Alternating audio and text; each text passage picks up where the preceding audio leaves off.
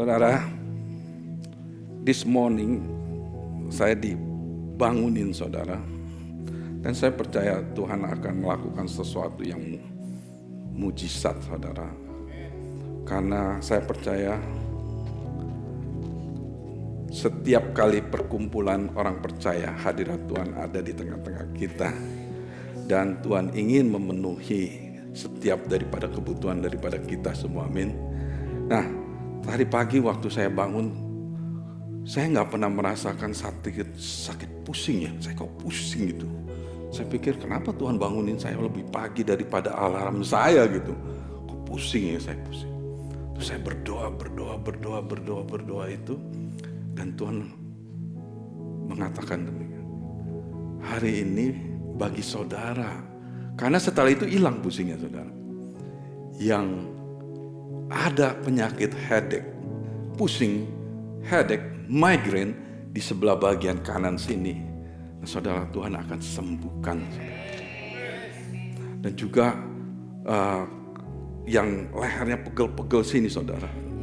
Karena saya ngerasa, kenapa ya pegel-pegel? Ini saya lakukan karena apa? Saya belajar dari Randy Clark, seorang hamba Tuhan yang dipakai di dalam kesembuhan. Kalau kita minta kepada Tuhan, Tuhan akan kasih sign bahwa apa yang Tuhan akan lakukan. Jadi pegel-pegel sini saudara, kemungkinan karena high cholesterol. Tuhan akan sembuhkan, tapi jaga makan saudara, amin. Ayo kita berdiri, kita berdoa. Dan bagi saudara yang sakit pun jangan saudara berkecil hati. Karena Tuhan kita adalah Tuhan yang menyembuhkan. Bapa di sorga, hamba berdoa karena kami mempunyai Tuhan yang luar biasa. Tuhan yang sanggup melakukan segala perkara. Hari ini Tuhan sesuai dengan pewahyuan yang Kau berikan kepada hamba-Mu. The word of knowledge, pengetahuan bahwa Engkau akan melakukan perkara yang ajaib. Engkau akan menyembuhkan bagi mereka anak-anak-Mu yang sakit, terutama yang sakit kepala di bagian kanan, migraine, ataupun yang lehernya nggak enak Tuhan. Mungkin karena high cholesterol. Tuhan, hari ini hamba berdoa. Dan juga yang sakit hari ini hamba berdoa Tuhan. Karena kami mempunyai Tuhan yang namanya Jehovah Rafa. Tuhan yang menyembuhkan. Di dalam nama Yesus hamba berdoa saat ini kesembuhan terjadi. Di dalam nama Yesus kami declare nama Yesus Jehovah Rafa untuk manifestasi kuasanya dinyatakan, kesembuhan terjadi. Penyakit kepala, headache hilang dalam nama Tuhan Yesus. Penyakit leher, pegel-pegel hilang dalam nama Tuhan Yesus. Dan kami percaya bagi mereka yang sakit, letakkan tangan Anda kepada yang sakit. Hari ini hamba berdoa sesuai dengan firman Tuhan bahwa pada saat kami meletakkan tangan kepada yang orang sakit akan sembuh. Dan kami deklarasikan di dalam nama Tuhan Yesus. Karena kami percaya, kami mempunyai iman di dalam Tuhan. Kami sudah terima kesembuhan itu di dalam nama Yesus. Terima kasih Tuhan, hari ini kami ingin mendengar firman Tuhan. Dan kami percaya firman Tuhan ini akan menjadi bagian daripada hidup kami. Karena firman yang diilhamkan oleh Roh Kudus akan menjadi bagian daripada kehidupan kami. Karena ada urapan, ada impartasi yang akan merubah pola berpikir kita. Hari ini Tuhan jamah kami sekali lagi. Ayo saudara pegang kepala depan saudara, katakan Tuhan rubah pola pikir kami supaya kami siap memposisikan kami untuk keajaiban Tuhan. Terima kasih Bapa. Roh Kudus, urapi setiap perkataanmu supaya kami nerima dan merubah kami. Dalam nama Yesus. Amin. Silakan duduk saudara. Tuhan luar biasa. Saya percaya saudara sudah mendengar khotbah-khotbah yang sebelumnya yang Tuhan sudah berikan kepada kita. Pastor Paul yang membagikan dengan bulan September ini dengan satu tim, satu fokus supaya kita position yourself for wonders. Di bawahnya dari buku Yosua 3:5, sanctify yourself for His purpose, for tomorrow the Lord will do wonders, miracle among you. Yosua 3 ayat 5. Saya percaya yang ini intercessor kita dapat sanctify. Kemarin kita sudah belajar, kita harus sanctify kita sendiri, saudara. Nah, saudara, kalau kita bicara mengenai posisi, mengenai position ourselves ini, saudara, arti kata secara actionnya, saudara, posisi itu harus memberikan posisi kalau saudara itu siap. Waktu saudara siap, baru saudara bisa melihat, saudara bisa mengalami keajaiban Tuhan. Tapi kalau saudara nggak siap, saudara nggak steady. Posisi itu Anda dalam terjemahannya, definisinya itu posisi itu Anda berdiri tegap, siap untuk menerima keajaiban Tuhan. Tapi kalau saudara nggak siap, saudara tidak akan bisa mengalami keajaiban Tuhan. Maka dari itu saya memberikan judul khotbah saya adalah Are We Prepared? Memasuki zaman-zaman yang tidak semakin baik ini, saudara, Tuhan benar-benar memperhatikan gerejanya, saudara. Tuhan benar-benar mau gerejanya itu gereja yang Dia seperti apa yang Dia inginkan. Saudara, saya percaya gereja Tuhan itu tidak akan goncang, gereja Tuhan itu tidak akan bisa terkalahkan, karena gereja Tuhan itu kuat. Yang bangun gereja Tuhan itu adalah Tuhan Yesus sendiri. Saya akan memulai khotbah saya ini dengan apa yang Pastor Paul share mengenai dari buku Hagai 2 ayat 6 sampai 9, saudara. Hagai 2 ayat 6 sampai 9. Di situ dikatakan, dalam waktu yang dekat aku akan menggoncangkan langit dan bumi, darat dan laut. Ayat yang ketujuh, semua bangsa akan kugemparkan dan harta mereka akan dibawa kemari sehingga rumahku akan penuh dengan kekayaan mereka. Segala emas dan perak di dunia ini adalah milikku. Rumahku yang baru akan lebih megah daripada yang dahulu. Dan di sini aku akan memberikan damai dan kemakmuran kepada bangsaku. Tuhan yang Maha Kuasa telah berbicara. Nah, saudara, waktu kita mendengar hal ini, saudara, kita melihat, wah, Tuhan ini memberi goncangan kepada apa yang ada di bumi ini, saudara. Bahkan di bangsa seluruh dunia, bahkan saya baru kemarin ini mendengar Pak Jokowi mengatakan akan ada masalah pangan di Indonesia pun dikatakan demikian. Dan ini akan terjadi, saudara. Dan seringkali kita melihatnya, apa sih yang digoncangkan? Apa yang tergoncangkan? Nah, saudara, ketika saya pelajarin lagi ya, saudara, sebenarnya yang digoncangkan itu adalah 7 gunung dari masyarakat yang menguasai satu negara.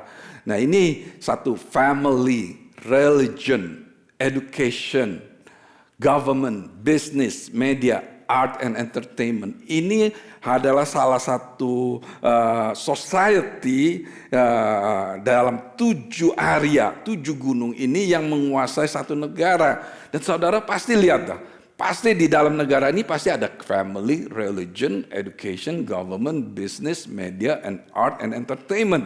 Dan masalahnya selalu sama di setiap negara. Pasti ada problem di religion, ada government, business, pokoknya semua ini hal yang sama. Nah, saudara, ini yang akan digoncangkan. Ini saya akan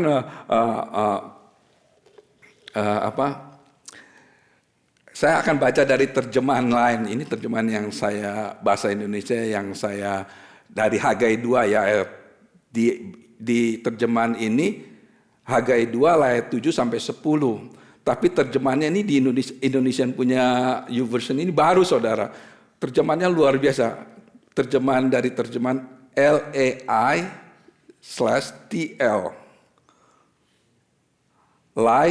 Tom Lai. Berarti tapi ini benar ada loh di buku YouVersion. Saya sampai kaget, wah saya nggak merasa menerjemahkan Alkitab ke dalam bahasa Indonesia. Kok ada yang terjemahin? Karena demikianlah firman Tuhan serwa sekalian alam. Sekali lagi seketika juga adanya, maka aku akan menggentarkan segala langit dan bumi dan laut dan darat. Bahkan aku akan menggentarkan segala bangsa. Maka mereka itu akan datang kepada kegemaran segala bangsa. Itu yang dikatakan Pastor Paul, the desire of all nation. Itu bukannya benda, bukannya harta, tapi itu adalah a person. A person itu adalah Yesus Kristus. Dan aku akan memenuhi rumah ini dengan kemuliaan. Demikianlah firman Tuhan serwa sekalian alam. Aku yang empunya segala perak, aku yang empunya segala emas. Demikianlah firman Tuhan serwa sekalian alam. Adapun kemuliaan rumah yang kemudian ini akan lebih besar daripada kemuliaan rumah yang dahulu. Demikianlah firman Tuhan serwa sekalian alam. Dan dalam tempat ini akan kukaruniakan selamat. Demikianlah firman serwa sekalian alam.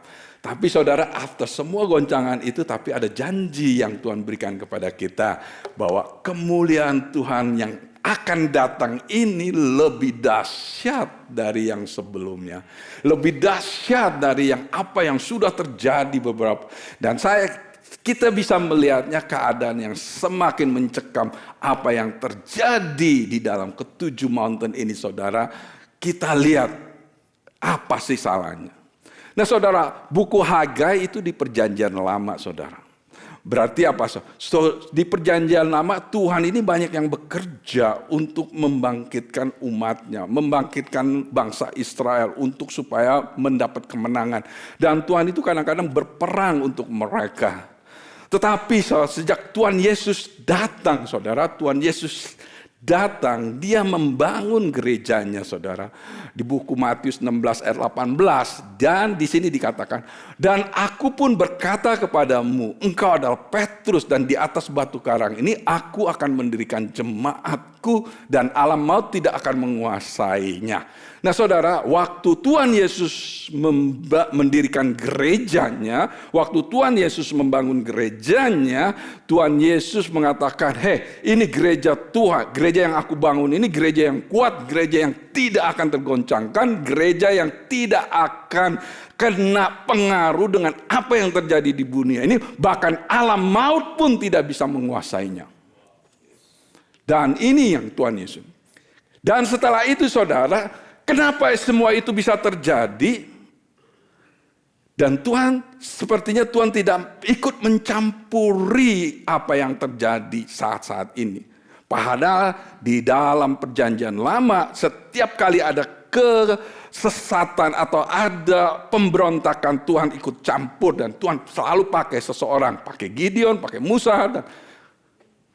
Dan saat ini Tuhan tidak bicara kepada siapa-siapa. Karena apa? Tuhan menunggu gerejanya. Karena apa? Tuhan mau pakai gerejanya untuk mengembalikan keadaan apa yang terjadi di dunia ini. Dan Tuhan akan menyatakan melalui gerejanya bahwa kemuliaan yang akan datang ini lebih powerful, lebih dahsyat daripada kemuliaan yang sebelumnya. Makanya kita nggak bisa menyalahkan iblis, saudara. Kenapa kita nggak bisa menyalahkan iblis? Karena apa? Karena gereja nggak mau terlibat.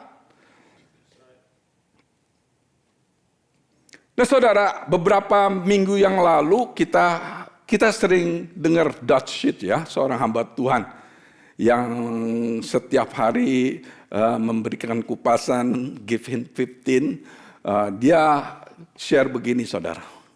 Dia share-nya simple, tapi ini benar-benar membuat saya terbuka. Dia share begini.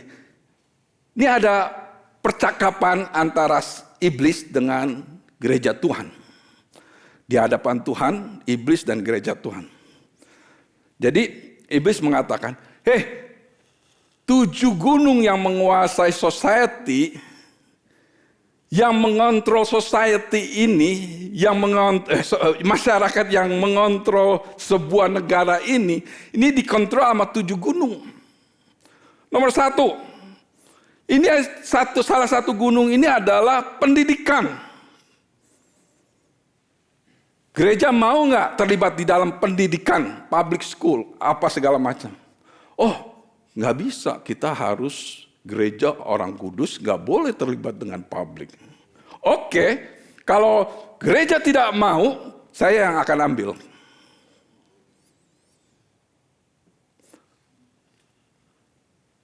Ngomong lagi, pemerintahan.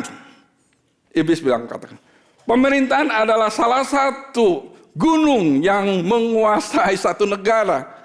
Gereja mau nggak? Oh, gereja orang suci. Politik itu dirty. Oh, gereja nggak mau. Oke, saya ambil.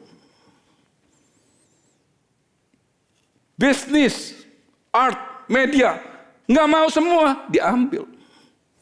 Tinggal 2, family sama religion. 5 lawan 2. Religion, family. Sekarang pun family lagi digencar.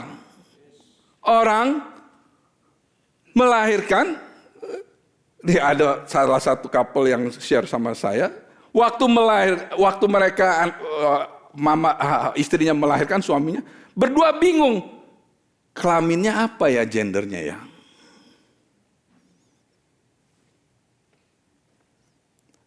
Nanti kalau dibilang boy, nanti anaknya nggak mau. Saudara, ini loh, kenapa tergoncangkan 7 gunung ini? Karena gereja diam, nggak mau. Saya percaya Tuhan nggak tinggal diam. Tuhan sedang mempersiapkan gerejanya, Tuhan sedang mau memakai gerejanya, makanya saya melihat fokus-fokusnya ini mau membangun gerejanya. Apakah Anda siap untuk supaya Anda bisa melihat keajaiban Tuhan, kuasa Tuhan, kemuliaan Tuhan, supaya dengan kemuliaan Tuhan Anda semua dipakai Tuhan untuk merubah satu bangsa. Saudara, di Amerika nih, akibat dari tidak terlibatnya gereja, di tahun 1954 ada Johnson Amendment. Di sini dengan amendment ini gereja tidak boleh bersuara. Silent the church. Tahun 1954. Tahun 1962 ada case Angel melawan Vitel. Di sini doa tidak diperbolehkan di public school. 1963, Abington School District melawan SHEMP, SCHEMPP. Alkitab tidak diperbolehkan di pendidikan publik, public pendidikan. 1973, Roe vs. Wade, abortion. Puji Tuhan sekarang aborsinya di overturn. 2003 Lawrence melawan Texas punya state struck down sodomy law. Artinya melegalize same-sex activity in every state. 2015 Obergefell melawan Hodges, di situ legalize same-sex marriage nationwide. Kenapa ini semua terjadi? Because gereja menolak terlibat di dalam 7 gunung ini. Tapi ingat, Tuhan mengatakan kemuliaan yang akan datang lebih besar dari kemuliaan yang sebelumnya. Saya adalah a firm belief bahwa Tuhan akan melakukan perkara yang sangat besar sekali lagi sebelum Tuhan Yesus datang yang kedua kalinya. Nah, saudara, kita kenal Amerika itu negara orang Kristen lah. Tapi kalau ditanya sekarang, what is the definition of woman? Ada satu klip video, woman nggak boleh ngomongin itu. Ingat nggak klip videonya? Saya lihat klip videonya, orangnya sendiri nggak bisa. Apakah 5 years from now kita sendiri nggak bisa memberikan definisi seorang wanita? Nah, saudara, saya percaya apa yang Tuhan sedang lakukan ini Tuhan sedang persiapkan. Nah, sedang Tuhan persiapkan, kita harus bisa merubah pola pikir kita. Kita harus, hari ini saya percaya Tuhan akan merenew pola pikir kita. Mari kita lihat di buku Roma 12 ayat 2. Di sini dikatakan demikian, saudara. Ini terjemahan yang baru nih ya. AGS. Nggak tahu terjemahan apa ya. Janganlah mengikuti cara-cara dunia ini. Sebaliklah, diperbaharuilah dengan pembaharuan rohani dari apa? Pikiran kalian, sehingga kalian dapat mendemonstrasikan seperti apa kehendak Allah yang sebenarnya, baik, menyenangkan, dan sempurna. Tadi Dewi bilang baik, belum tentu benar. Nah, saudara, ini penting, saudara. Kenapa penting? Karena saya percaya hal ini beberapa minggu saya ini mempunyai satu diskusi dengan Roh Kudus karena saya lagi baca satu buku dan saya berdiskusi dengan Roh Kudus itu mengenai pola berpikir. Sehingga Pak, pola berpikir ini harus konsisten. Kalau konsisten itu, kalau nggak konsisten, secara tidak langsung pemikiran kita itu nantinya akan menjadi ritual. Kalau sudah menjadi ritual, menjadi agamawi, fokus kita lagi bukan lagi Kristus, tapi fokus kita berbuat baik. Berbuat baik, nggak mau menyakiti orang, nggak mau ini. Jadi kita bertoleransi hanya untuk menyenangkan orang, tapi tidak lagi menyenangkan Tuhan. Makanya Tuhan di sini dikatakan perbaharuilah pikiranmu, renew your mind. Renew itu katanya berulang-ulang, setiap kali renew your mind. Di dalam buku saya senang sekali translationnya banyak gitu, saudara. Saya kasih translationnya di Passion Translation. Ini cukup enak, saudara, dengar. Stop imitating the ideals and opinions of the culture around you, but be inwardly transformed by the Holy Spirit through a total reformation of how you think. This will empower you to discern God's will as you live a beautiful life, satisfying and perfect in His eyes. Jadi saudara, konsep pemikiran kita itu menjadi penting di dalam kehidupan kita mengikuti Kristus. Di sini Paulus menjelaskan dengan jelas supaya kita itu selalu di-renew. Kalau cuman bergantung sama mendengarkan khotbah seminggu sekali, sedangkan telinga Anda mendengarkan voice selama seminggu yang secara langsung maupun tidak langsung, apakah saudara bisa renew your mind?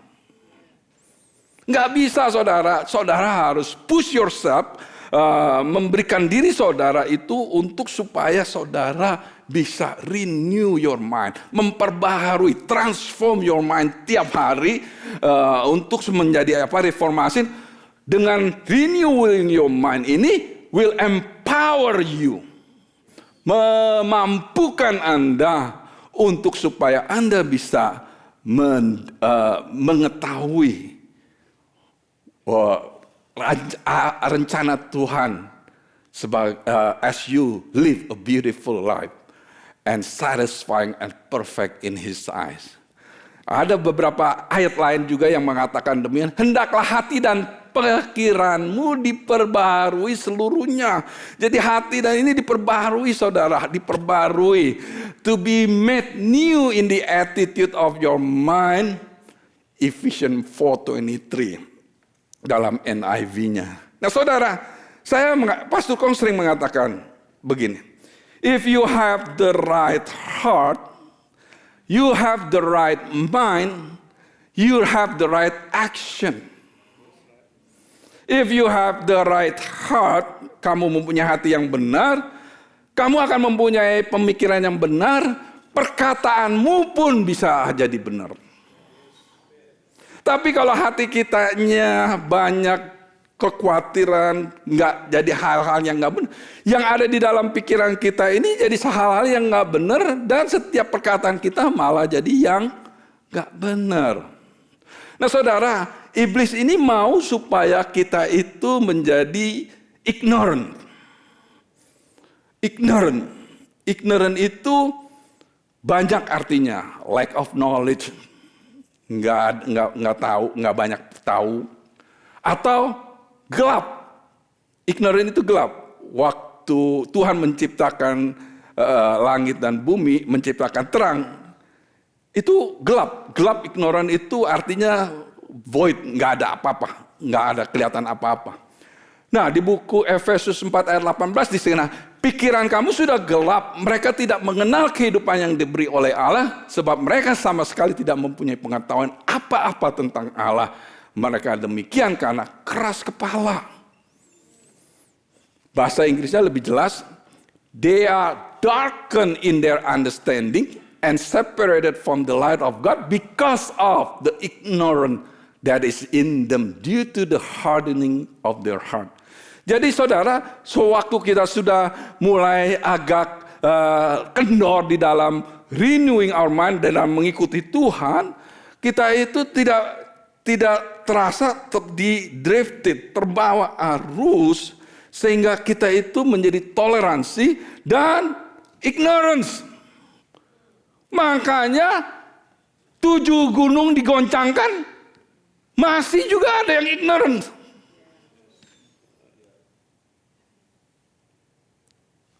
Kenapa sampai semua ini terjadi saudara? Karena lack of knowledge. Wah, kita ini agama aja, yang lain diemin. Well, kalau kita begitu, anak cucu kita lebih sengsara. We have the power and the authority, kita punya kuasa dan otoritas saat ini sebagai umat Tuhan, yang Tuhan sudah urapi, yang Tuhan sudah tahu, dan Tuhan sudah berikan destiny yang Tuhan berikan kepada kita. Kalau kita diam, it will pause.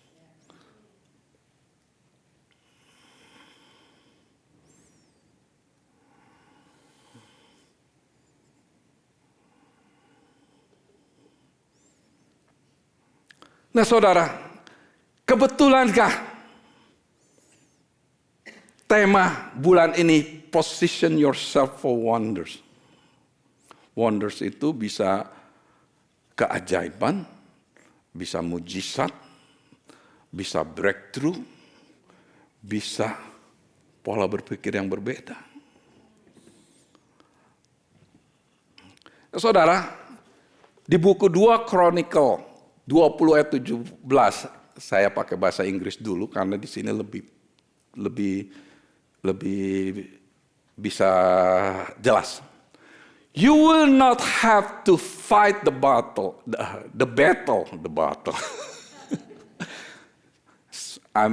Saya sangat excited sekali di sana. Tadi pagi pusing-pusing hilang, udah disembuhin. Bukan cuma mau lewat doang buat saudara, saya pusing. You will not have to fight the battle. Kamu tuh tidak perlu terlibat ikut di dalam peperangan, berperang. Take up your position, stand firm, and see the deliverance the Lord will give you, Judah and Jerusalem. Do not be afraid, do not be discouraged. Go out to face them tomorrow, and the Lord will be, and the Lord will be. Take up your position, stand firm, and see what is about God to do through you. Don't be afraid. Takut adalah senjata iblis supaya saudara nggak bisa maju di dalam Tuhan. Saudara akan selalu ditakut-takutin. Takut. Karena takut Anda bisa compromise. Karena takut Anda bisa, oke lah. Gak berani stand firm. Tapi hari ini Tuhan bicara. Take up your position. Stand firm. And see the deliverance the Lord will give you. Amen. Dalam bahasa Indonesianya kurang enak. Dalam peperangan ini tidak usah kamu bertempur, kok NIV. Hai Yehuda dan Yerusalem, tinggallah berdiri di tempatmu dan lihatlah bagaimana Tuhan memberi kemenangan kepadamu. Nah, sekarang kita mau belajar. Take positions, stand firm, and see. Kita mau belajar bagaimana kita take position, stand firm, and see. Mau tahu nggak? Atau minggu depan aja? Sudah mau jam 10 sih.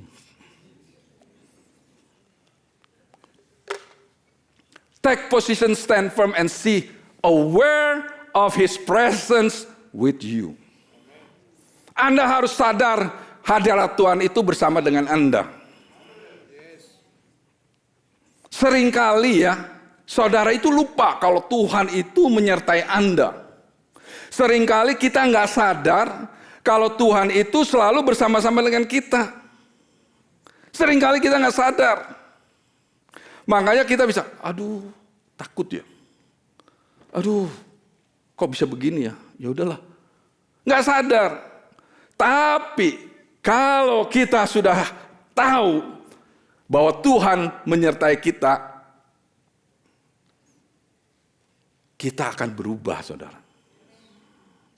Kita tahu Tuhan itu dekat dengan kita.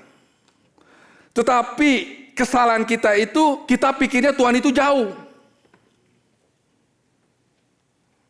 Tuhan itu nggak jauh daripada saudara. Tuhan itu bersama-sama dengan saudara. Kesadaran kita akan hadiratnya itu selalu membawa kita itu sense His presence.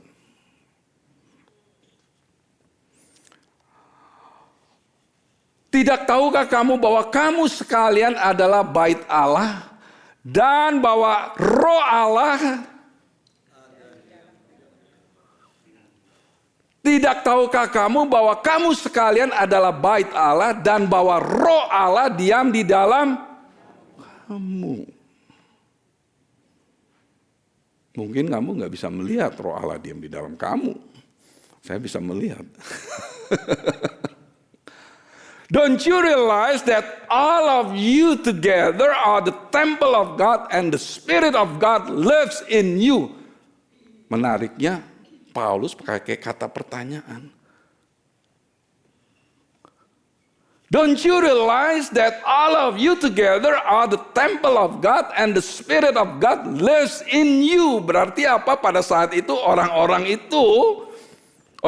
yang di Korintian itu, walaupun mereka tahu Tuhan, walaupun mereka ngalamin Tuhan karena the gift of the Spirit diceritakan di buku Korintus, walaupun semua itu terjadi, Paulus masih mengatakan, don't you realize that you all together are the temple of God and the Spirit of God lives in you? Berarti orang-orang itu banyak yang masih belum tahu kalau mereka adalah pembawa hadirat Tuhan. The present carrier. Kenapa saudara? Banyak seringkali terjadi gini saudara. Kita itu nggak bisa selalu menstandardize atau hadirat Tuhan itu dengan physical bodies. Mungkin kita goyak-goyak kayak gini. Atau human emotion, dengan emosi. Saudara nggak bisa bergantung dengan itu. Jadi kalau saudara nggak merasakan, saudara bilang Tuhan itu jauh dari saya. Jadi saudara badannya nggak merasakan apa-apa, saudara pikir, oh Tuhan itu nggak ada sama saya. Saya baca satu buku itu, dia itu salah satu hamba Tuhan ini dipakai Tuhan dengan luar biasa. Dia bilang, waktu saya baca dia kata, kok saya nggak merasakan apa-apa. Dia worship, nggak salah worship ya. Worship is the key to enter the presence of. Dia nggak merasakan apa-apa. Dia berdoa, dia nggak merasakan apa-apa. Dia baca Alkitab, dia nggak merasakan apa-apa.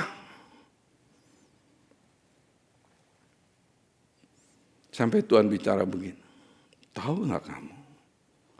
Walaupun kamu nggak merasakan apa-apa, walaupun tubuhmu kamu nggak merasakan apa-apa fisikal, aku nggak pernah meninggalkan kamu atau membiarkan kamu.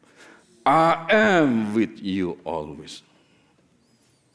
Oh, ternyata you cannot measure.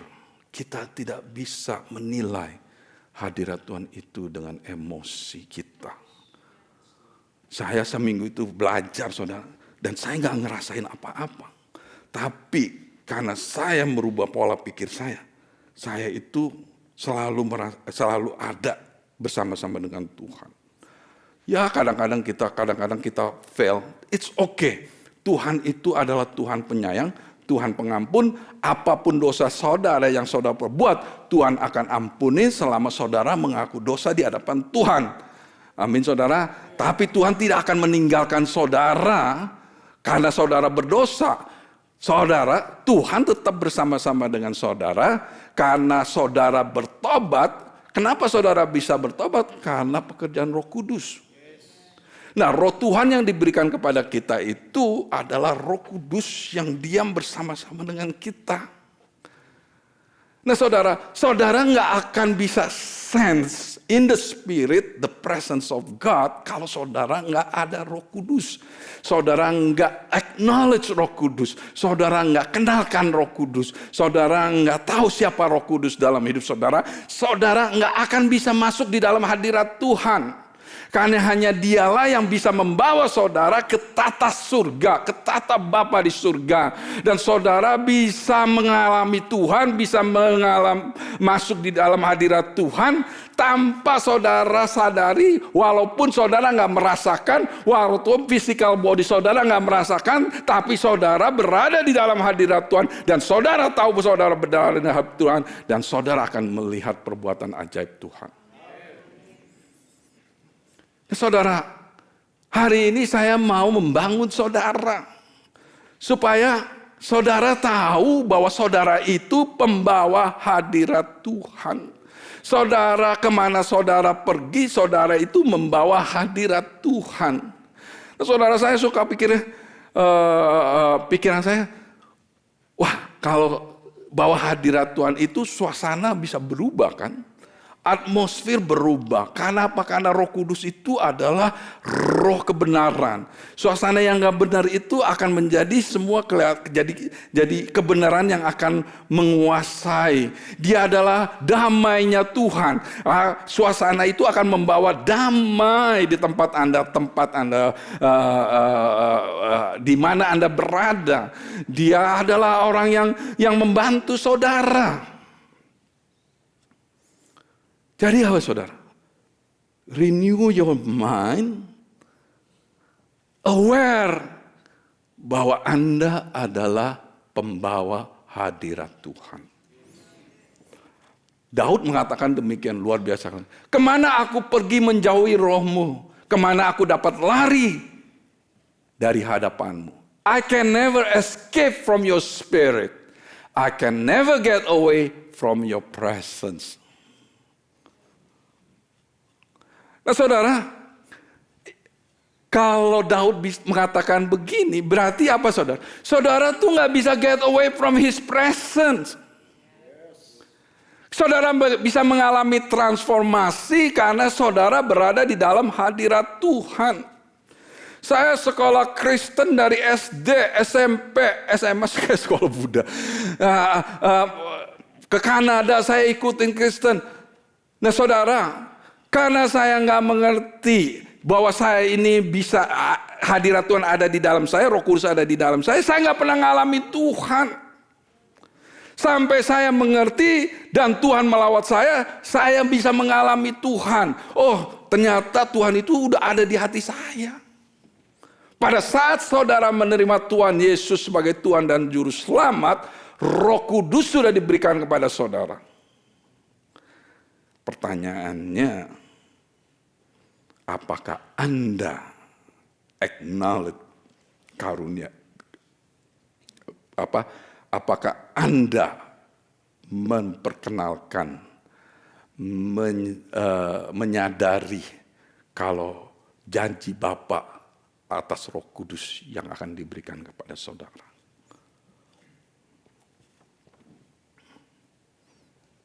Ayat berikutnya saudara, take position stand, aware of his presence, diamlah dan ketahuilah bahwa akulah Allah, be still and know that I am God. Kata know itu aware. Waktu Anda diam, Anda tahu bahwa Tuhan itu ada. Tuhan itu bersama-sama dengan Anda.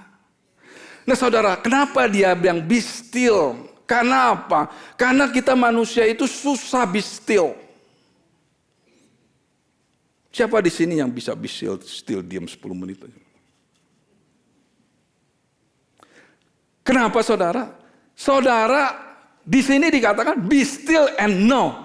Jadi saudara waktu be still, saudara punya purpose supaya saudara tahu bahwa Tuhan itu ada bersama-sama dengan kita.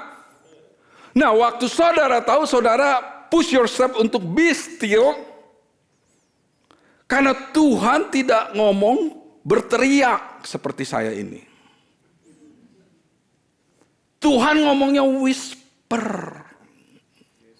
Apa tuh whisper Panton? Oh berbisik bahasanya. Tuhan itu ngomongnya berbisik, gentle.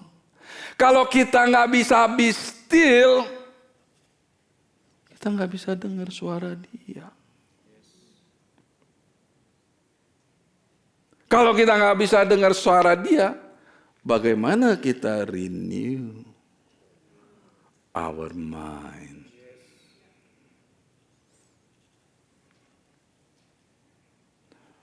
We hear His voice, kita mendengar suara Dia.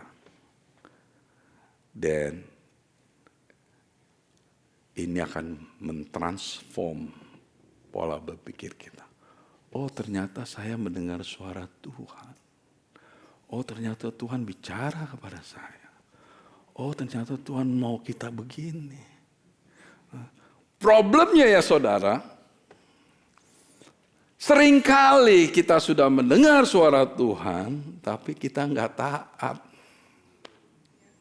Nggak taat, ya kitanya jadinya, aduh nggak taat. It's okay. Tuhan nggak condemn saudara, Tuhan nggak menuduh saudara. Rise up and mulai maju lagi proses. Saudara akan mendengar suara Tuhan yang akan mentransform Anda semua. Sehingga pola berpikir Anda itu berubah. Waktu pola Anda berpikir berubah, saudara nggak akan tinggal diam kalau iblis mengambil 7 gunung itu. Saya memuridkan Saya nggak pernah punya pemikiran untuk memuridkan Eric Ching yang calon kongres ini, saudara. Tapi waktu saya melihat dia sangat berani untuk mengabarkan Injil, saya tergerak hatinya untuk mengajarin dia Roh Kudus. Ternyata dia nggak mengerti Roh Kudus, so saya disciple dia selama 1 tahun 2 tahun, saudara. Saudara, waktu di disciple terus dan dia sekarang mengerti. Waktu dia turun ke dalam pemerintahan, government sebagai kongres, dia mengerti kalau dia adalah pembawa kehadirat Tuhan. Dia akan stand firm, dia akan take position, stand firm. Dan dia akan melihat keajaiban Tuhan melalui dia. 2 minggu yang lalu, Sabtu itu kita ada meeting antara ada 2 kandidat buat kongres datang. Waktu dia dipanggil untuk bicara, yang dia ngomongin apa, saudara? Dia bilang begini, puji Tuhan saya ketemu 1 orang suami istri, mereka lagi ngalamin tantangan, istrinya kena cancer, breast cancer. Kita doain katanya. Dia doain, semua grup dia doain. Seminggu kemudian, mereka datang tertawa-tawa, dia katakan the doctor said no more cell cancer.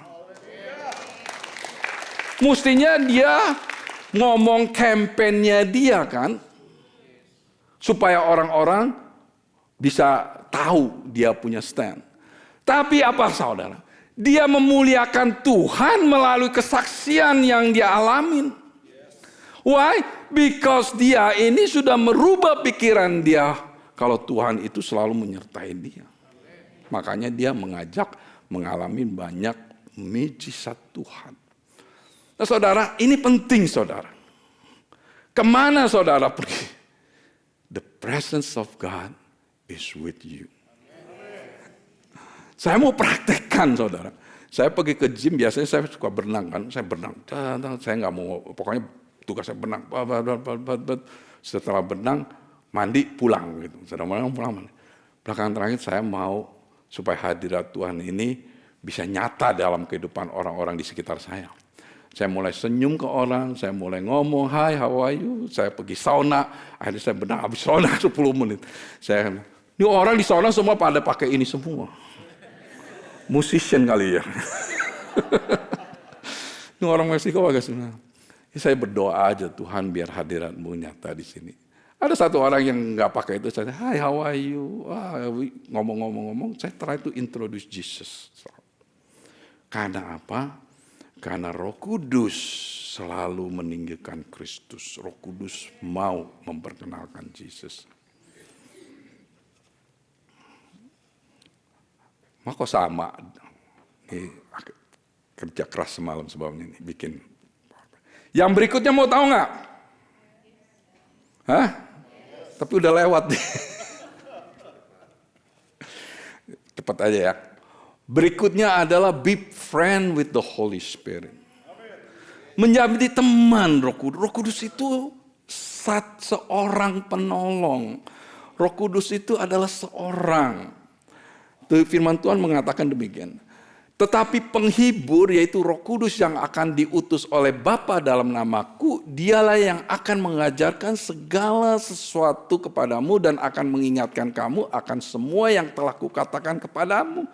Jadi kalau kita berteman sama Roh Kudus, karena Roh Kudus bersama-sama dengan kita ini akan diajarin segala sesuatu. Dan dia akan ingatkan kepada kita. Supaya apa? Supaya pikiran kita itu enggak terbawa dengan rutinitas. Kalau diingatkan, kamu mesti begini. Taat kalau udah gitu. Be humble and obey untuk mengikuti apa yang. But the helper, the Holy Spirit whom the Father will send in my name, He will teach you all things and bring you to remembrance all that I have said to you. Kalau dalam terjemahannya bahasa Amplified, di situ dikatakan, but the helper, dia dikatakan the comforter, penghibur, itu di dalam kurung itu, dia adalah counselor, penasehat. Dia adalah helper, penolong. Dia adalah advocate, orang yang support saudara. Dia adalah strengthener, orang yang memberikan kekuatan kepada saudara.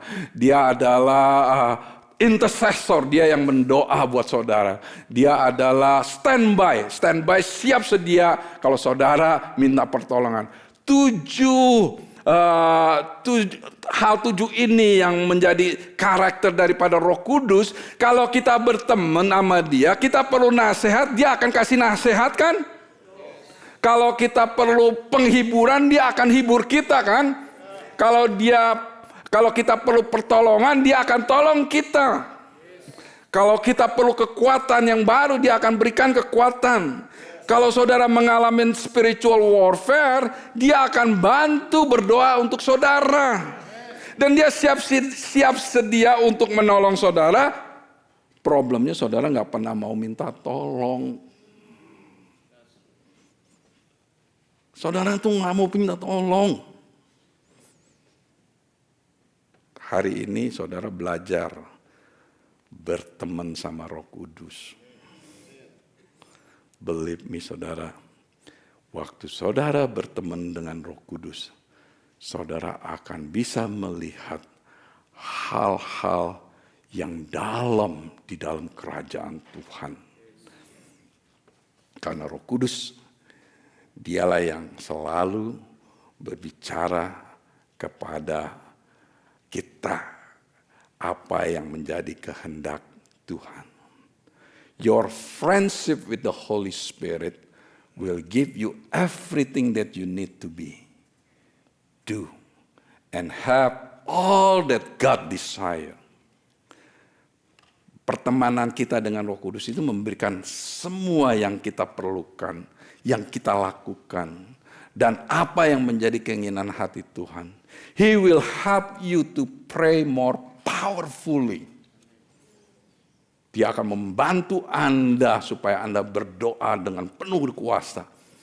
Worship more sincerely. Jadi Anda waktu worship pun Anda benar-benar worship the only one, the anointed. Love more truly. Anda perlihatkan kasihnya itu enggak fake, tapi truly benar-benar. Serve more effectively, melayani Tuhan dengan efektif.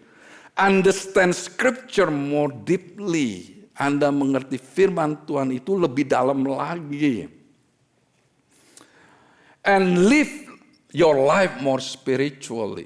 Jadi kehidupan Anda itu lebih more spiritually. Enggak dunia lagi spiritual. Luar biasa sekali kan? You can go to Him when you are sad. Anda bisa datang kepada Roh Kudus waktu Anda sedih.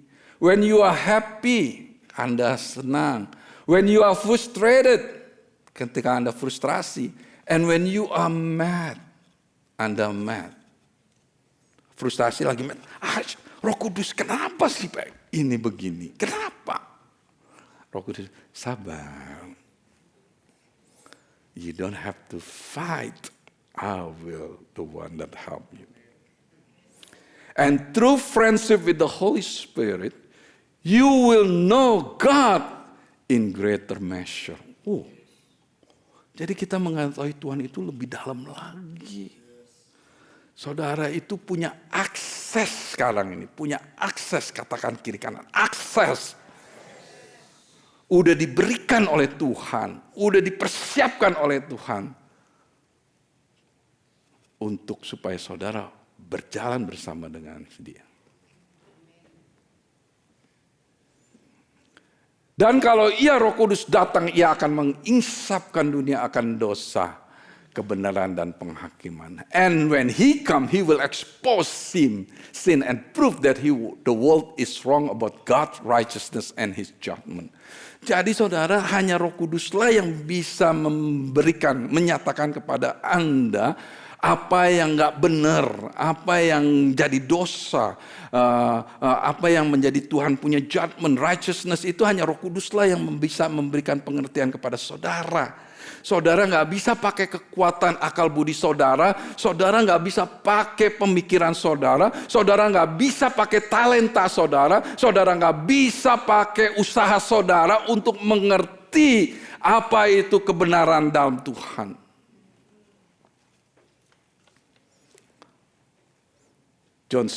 Yohanes 16:3. Tetapi apabila ia datang, yaitu Roh kebenaran, ia akan memimpin kamu ke dalam seluruh kebenaran, sebab ia tidak akan berkata-kata dari dirinya sendiri, tetapi segala sesuatu yang didengarnya itulah yang dikatakannya, dan ia akan memberitakan kepadamu hal-hal yang akan datang. When the Spirit of truth come, he will guide you into all truth. He will not speak on his own, but he will tell you what he has heard. He will tell you about what? Oh my goodness, and God's future is always better. Dalam bahasa Yohanes 16:13, music team bisa maju. But when the truth-giving Spirit come, he will unveil the reality of every truth within you. He won't speak on his own, but only what he hears from the Father, and he will reveal prophetically to you what is to come. Jadi apa saudara? Your future itu ada di dalam Roh Kudus. Apa yang the future of the world itu ada sama Roh Kudus. Kalau Anda tidak memaksimasi pemberian janji Bapa kepada saudara, yaitu Roh Kudus yang diam bersama-sama dengan saudara, tanpa saudara sadari, tanpa saudara ingat, tanpa saudara sadari, Roh Kudus itu non-aktif. Tapi yang saudara lakukan adalah saudara lakukan keagamaan. Cuman minggu ke gereja, setor muka sama Pastor Tom. Wah, bagus setor muka.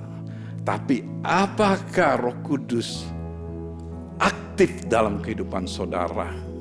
Apakah saudara melihat seorang penolong itu hanya pada saat saudara minta butuh bantuan? Seorang penolong inilah yang membangkitkan Tuhan Yesus dari kematian, yang memampukan Maria untuk melahirkan Yesus. Roh yang sama itu, roh itu diam bersama-sama dengan saudara. Dan waktu roh itu diam bersama-sama dengan saudara, waktu saudara memperkenalkan dia sebagai teman saudara, hidup saudara akan berubah. Saudara akan take position, stand firm, and see bahwa saudara siap melihat keajaiban Tuhan. Mari semua kita berdiri. Hari ini saya mau nyanyikan lagu ini, tapi saya mau mengajarkan kepada saudara semua supaya saudara bisa stand still. Saudara bisa mendengar musik ini dan fokus kepada Tuhan. Stand still. Arti kata, saya mau saudara dengar suara Tuhan. Apa yang Roh Kudus katakan kepada saudara. Dan itu yang akan menjadi rema pada saat keluar dari pintu ini. Karena saat ini, saudara adalah orang-orang yang membawa hadirat Tuhan. Atmosfer akan penuh dengan hadirat Tuhan. Sense the hadirat Tuhan. Let's sing this song.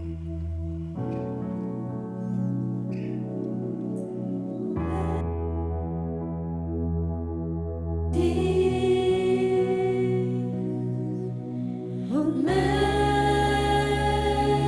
majesty,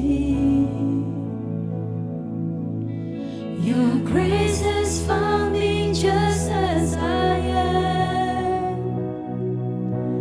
empty-handed by the light in your hands.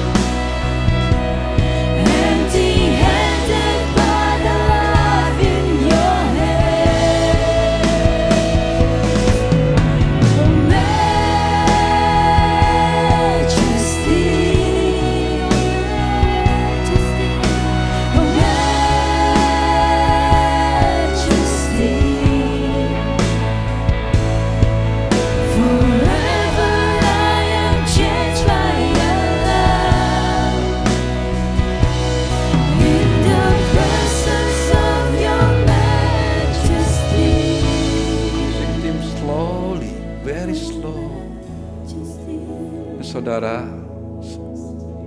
posisikan Anda stand still. Ingat firman Tuhan mengatakan, be still that know that I am God. Semua karena saya percaya ada dari antara saudara yang ingin mendengar suara Tuhan. Ada di antara saudara yang ingin mendengar jawaban daripada Tuhan. Bahkan ada saudara yang ingin merasakan Tuhan menjamah Anda. Dalam hadirat Tuhan, izinkan jangan terganggu. Izinkan saudara mendengar bisikan Roh Kudus.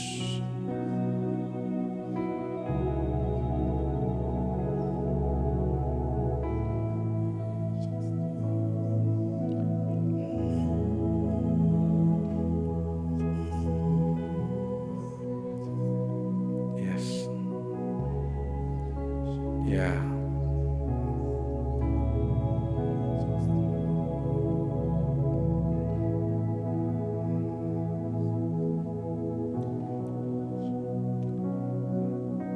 Kerendahan hati dan ketaatan.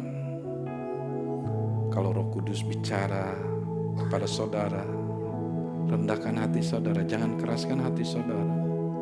Dan taat, saudara akan mengalami transformasi. Fokus. The Holy Spirit is speaking to each one of you. Kita harus be humble. Be humble and obey. Saudara, I dismiss you from the service. If you want to stay, linger in the present, you can be linger in this presence. God bless you all.